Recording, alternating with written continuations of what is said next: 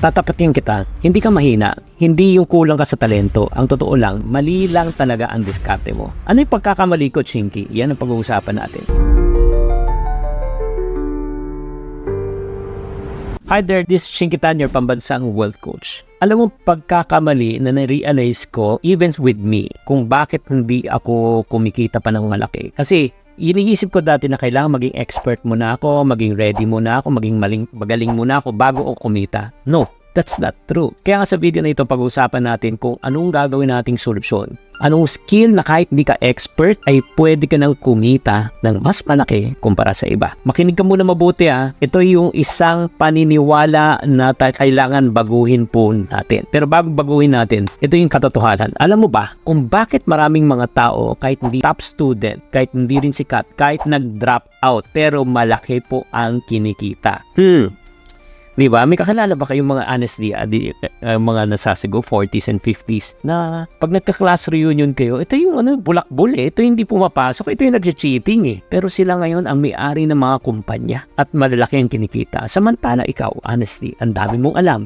Ang dami mong kayang gawin, pero hanggang ngayon, wala pa rin nangyayari. Again, this is not to shame you. This is to talk about the reality. Yan yung na parang napansin ko rin sa school eh. Ang tanong ko lang sa inyo, sa palagay nyo, nasa ang side ako? Ako ba yung matalino o hindi? Sa palagay mo, pakitype lang sa comment section. This is what I've realized. Hindi dahil sa kulang sa talent eh. Kadalasan, hindi mo alam kung paano ginagawa ng ibang successful people. Dito nagkakamali ang karamihan. O, linawin natin to ha. Ang extra income ay hindi siya nagsisimula sa produkto. Hindi to nagsisimula dahil magaling ka. Alam mo ba, ang extra income, ito yung na-realize ko, nagsisimula to sa isang problema. Yes! Find a problem and then offer the solution and then you will have a income opportunity. Again, yun yung formula. Hanap ka ng problema, maghanap ka ng magandang solusyon at kikita ka. Like for example, traffic ang problema natin kahit nasasakyan ka, nasa traffic ka, wala, ipit ka. So, anong solusyon? Kaya nga meron tinatawag na habal-habal, di ba? Nasa motorcycle taxi ka, kahit saan pwede ka sumingit, mas mabilis na makarating sa pupuntahan. May problema, may solusyon, may kita. Kaya nga kung wala kang malinaw na problema sinusolve, kahit anong galing mo, kahit expert ka, mahirap talagang kumita. Agree o disagree? Type sa comment section. At ito ang hindi sinasabi ng iba sa maraming tao. Yung parang graduate ako, di ba talagang maganda ang degree ko. Ay, alam mo, maganda yan. Magandang advantage yan. Pero hindi yan ang susi. Kahit ito lang, reality na realize ko. Kahit nagkaganda ang susi mo, pero pag hindi swak sa kandado, hindi bubukas ang pinto. Di ba kailangan may tinatawag na matching eh. Hindi tanong kung magaling kay ang tanong, nabubuksan mo ba? Nasosolve mo ba yung problema ng iba? Alam mo, sa totoo lang may kakilala akong nanay, hindi to accountant, hindi siya financial expert, pero marunong siya mag-budget. Ika nga, magaling, kahit minimum wage lang to minimum wage lang, pero madiskarte siya. Nagtatrabaho nga siya sa isang factory, pagkatapos yan, ang ginagawa niya ganito, at the end of the week, pupunta na Divisoria yan, bibili siya ng money worth 1,000. Re-repack niya, by Sunday, by Monday, ibebenta niya. Yung piso, binibenta niya 2 piso. So in other words, yung 1,000 naging 2. Inulit-ulit lang niya, from 2, naging 4, yung 4, naging 8. So in other words, naghanap lang siya ng pwede niyang i-resell. To cut the long story short, mas malaki na ang kinikita niya sa pagre-repack ng mani at meron na siyang ibang distributor. So, sa totoo lang, hindi siya magaling pero madiskarte. Nakakita siya ng problema, nag-offer siya ng solusyon at nagkaroon siya ng opportunity. Kaya nga dito nagkakatalo ang mga may kita at wala eh. Isang empleyado, basic Excel lang, walang macro, walang advanced formulas. Pero napansin niya yung problema, nalunod siya sa report, di ba? Kasi hindi niya alam. Ngayon, anong ginawa niya? Nag-aral siya ng AI. Nag-aral siya ng AI, in-improve niya yung sarili niya, inayos niya ang proseso, pinadali niya, pinabilis niya. Ngayon,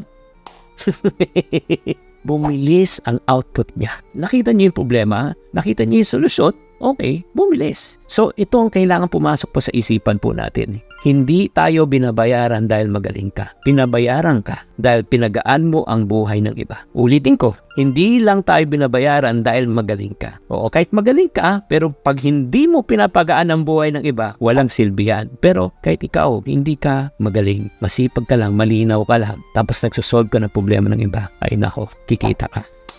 Kaya nga, ang tanong na lang siguro ng karamihan ano bang gagawin ko, Chinky? Oo. Kaya tanungin mo na lang, anong problema ang gusto mong lutasin? Di ba? Para sa ibang tao. What problem can you solve? Number 2, i-describe mo yung problema.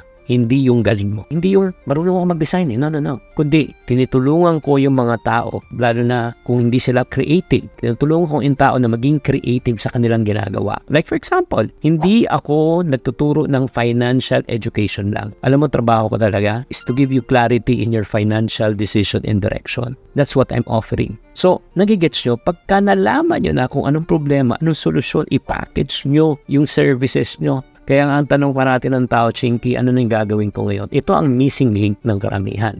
Extra income is not just about working harder. It's about thinking clear. Kung malinaw sa'yo kung sino ang target market mo, kung malinaw sa'yo ano problema nila, kung malinaw sa'yo kung ano solusyon ang pwede mong i-offer to make their life easier, mas madali ang kita, mas sustainable, at mas may saysay. Ngayong linggo, gawin mo to. Tanong mo sarili mo, saan ako magaling? Ano yung skill na alam ko? Sino yung target market ko? Anong problema na gusto kong i-solve? Anong pwede kong i-offer sa kanila?